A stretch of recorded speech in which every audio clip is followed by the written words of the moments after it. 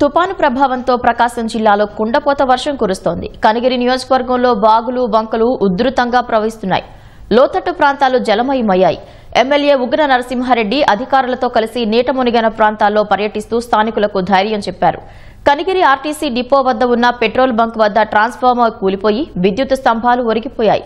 వెలిగండ్ల మండలంలో వెదుళ్ల చెరువు, పందువ నాగులవరం గ్రామ సమీపంలో ఉన్న వాగులు ఉప్పొంగి ప్రవహిస్తుండటంతో రాకపోకలను నిలిపివేశారు.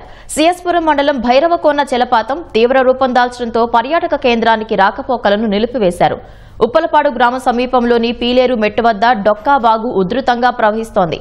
పామూరు మండలం గోపాలపురం గ్రామానికి చెందిన చెరువు అలుగు పొంగటంతో జాతీయ రహదారి కోతకు గురైంది.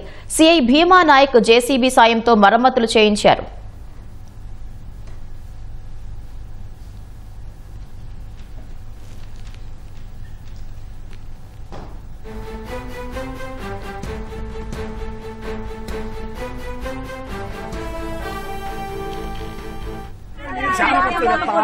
పైన నీరు పెట్టేది దాని కుద్దకి దంపలు వచ్చాయి ముందే